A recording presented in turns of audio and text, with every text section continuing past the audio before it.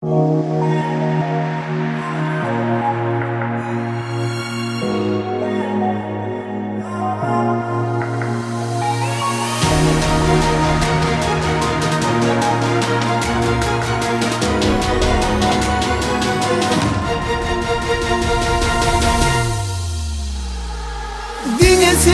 için yaşarım sevenim, ömrümün sonuna çinli.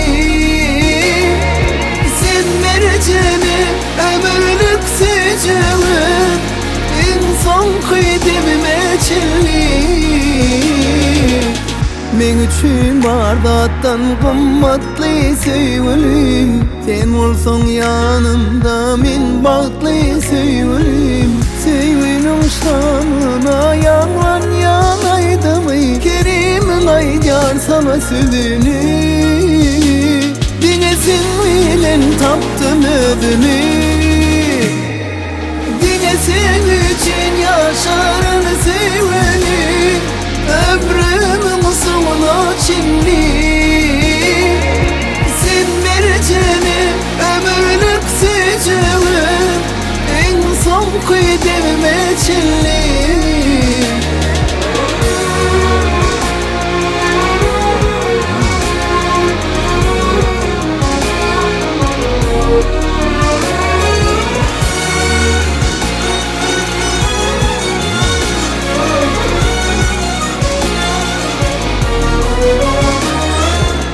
Tuttum ellerinden hicim kıyırmırın, bardaktan geçtim de senden hiç dönmürün.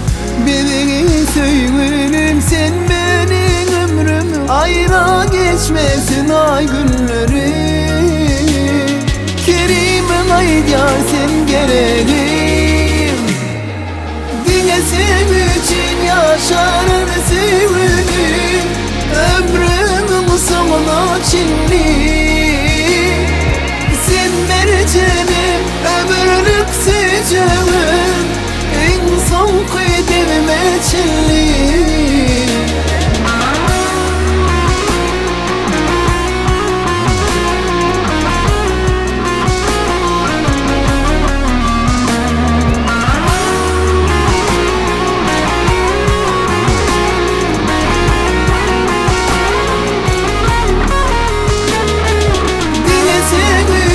Yaşarım sevenim, ömrümün sonuna çinli.